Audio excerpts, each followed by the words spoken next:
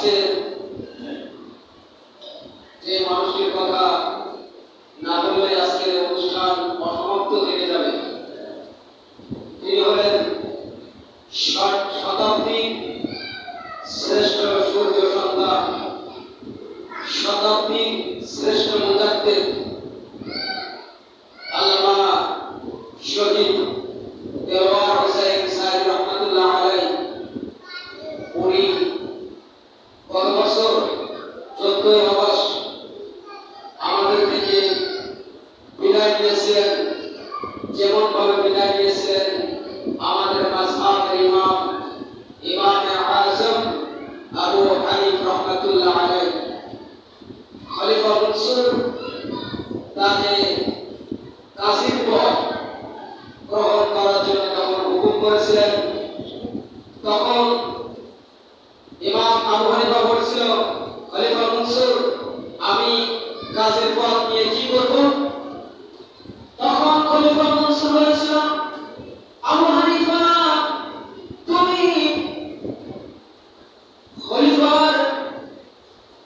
মনসুর বলেছিল, আবু হানিফা, তুমি শাসক হয়ে কাজীর পদ গ্রহণ করে প্রধান বিচারপতি হয়ে তুমি ন্যায় বিচার করবে। তখন ইমামে আযম আবু হানিফা রহমাতুল্লাহ আলাইহি বলেছিল, মনসুর, তোমার পদ একরকম আর আমার পদ একরকম। তোমার কথায় গোটা দেশ চলে আর আমার কথায় দেশের চার দেয়ালের মধ্যে থাকবে।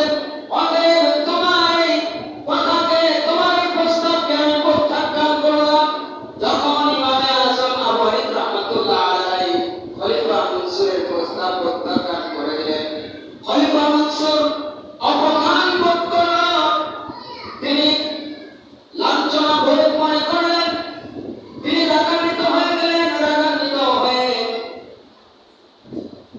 শতাব্দীর হাজার বছরের শ্রেষ্ঠ সুন্দর সন্তান, যার মাধ্যমে ইসলাম আলোকিত হয়েছে, এমন একজন মানুষকে খলিফা মনসুর বললেন, আবু হানিফাকে অ্যারেস্ট করো, আবু হানিফাকে অ্যারেস্ট করে জেলখানায় বন্দী করো। আবু হানিফাকে জেলখানায় বন্দী করা হলো। জেলখানায় বারবার টর্চারিং করা হয়, ছেলে নিয়ে যাওয়া হয়, টর্চারিং করা হয়। আবু হানিফাকে বলা হয়, তুমি প্রধান বিচারপতির পদ হয় গ্রহণ করবে, না হয় জীবন দেবে। ইমামে আবু হানিফা রহমাতুল্লাহ আলাইহি বললেন, আমি আমার জীবন দিয়ে দিতে পারি, কিন্তু খলিফা মনসুরের আদেশ আমি মানতে পারবো না। আল্লাহু আকবার। এই কারণে আমরা লক্ষ্য করেছি, শতাব্দীর শ্রেষ্ঠ মুজাদ্দিদ, শতাব্দীর শ্রেষ্ঠ আলেম, শতাব্দীর সূর্য সন্তান আল্লামা দেওয়ার হোসেন সাইদি রহমাতুল্লাহ আলাইহি একইভাবে জালিম শাসক ইন্তিশারের মাধ্যমে তাকে চিরবিদায় দিয়ে এই দুনিয়া থেকে শাহাদাত বরণ করেছেন। বলুন আল্লাহু আকবার। আমি কি অবাস্তব কোনো কথা বললাম? আমরা সবাই জানি কিনা? সবাই জানি তো? সবাই ভাইরা আমার, যুগে যুগে কালে কালে যারা ইসলামের সঠিক দাওয়াত দিয়েছে, তাদের উপর জুলুম, অত্যাচার, নির্যাতন, নিপীড়ন চালিয়েছে জালিম শাসকরা। ঠিক কিনা বলেন?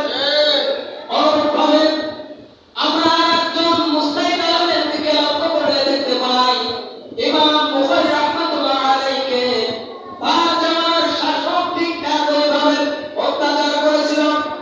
সারা জীবন তো খালি বুখারী বুখারী বুখারী করে গেল, কিন্তু বুখারীর জীবনীটাই তো বললাম না। ঠিক কিনা বলেন? ইমাম বুখারী রাহমাতুল্লাহ আলাইহি ইসলামের সঠিক দাওয়াত দেওয়ার কারণে ওই সময়ে তাকে এত নির্যাতন করা হয়েছিল। ইমাম বুখারীর মতো মানুষ, তিনি আল্লাহর কাছে প্রার্থনা করেছিলেন, আয় আল্লাহ তাআলা, এই দুনিয়ার জমিন আমার জন্য অনুপযোগী হয়ে গেছে। আল্লাহ, তুমি যদি আমাকে চাও, তা হাবিবের উসিলায় তোমার কাছে আমাকে নিয়ে নাও। আল্লাহু আকবার বলেন। ঠিক অনুরূপভাবে ইমাম মালিক রহমাতুল্লাহ আলাইহি, যিনি মুওয়াত্তা ইমামুল মালিক বলে সর্বপ্রথম হাদিস গ্রন্থ লিখেছেন, সর্বপ্রথম হাদিস গ্রন্থ হচ্ছে মুওয়াত্তা ইমামুল মালিক।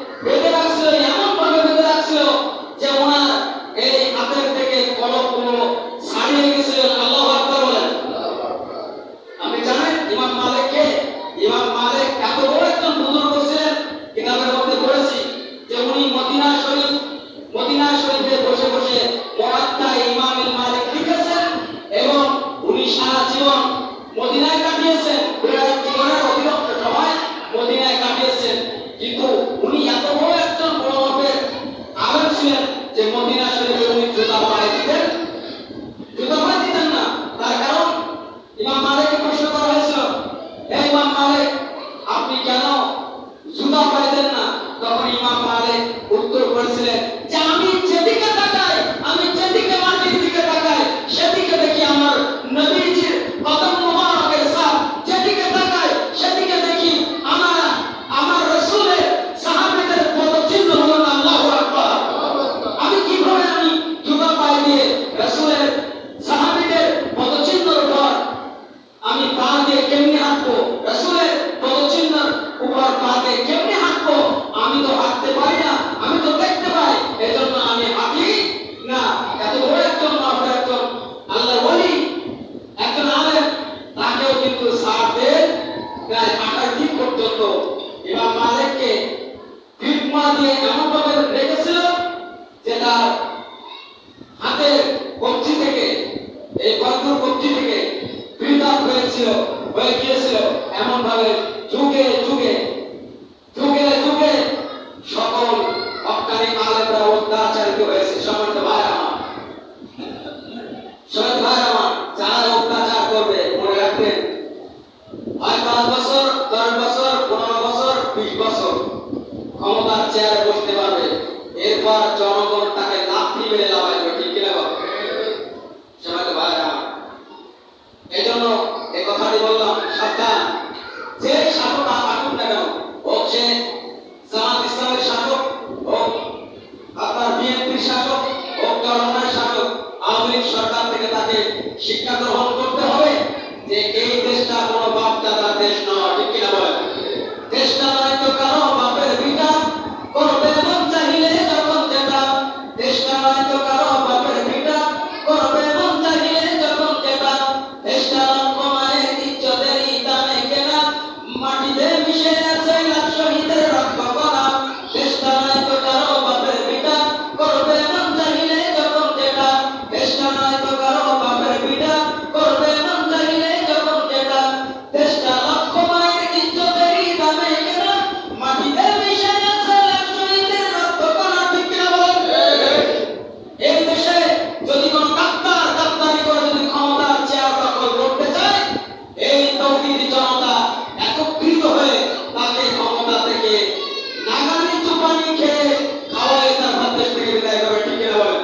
সবাই ভাই আমার, আসুন আসুন, সময় তো প্রায় শেষ, তার কথা বলবো না, আমরা জানি যে সময় শেষ, অতএব তার সামনে দীর্ঘায়িত করবো না। আমি এই বলে আমি আমার আলোচনা এখানে টানছি যে যুগে যুগে তাদের পতন হয়েছে, এমন ভাবে পতন হয়েছে যাদের পতন থেকে মানুষ শিক্ষা গ্রহণ করেছে। ঠিক কিনা বলেন? দেখুন, ফেরাউন কম ক্ষমতাধর ছিল, 400 বছর শাসন করেছিল। কয়টা বছর? 400 বছর। শেষ পর্যন্ত নীল নদে আল্লাহ তাআলাকে চুবিয়ে পানি কাদা খায়, খাওয়ানোর পরে দুনিয়া থেকে বিদায় করেছে। ঠিক কিনা? ইতিহাসের মধ্যে আর একজন শাসকের নাম জানা যায়, 2007 সালের ঘটনা, টাটকা ঘটনা। 2007 সালে আপনাদের বললে সবার মাথায় আসবে। লিবিয়ার গাদ্দাফি 42 বছর শাসন করার পরে লিবিয়ার জনগণ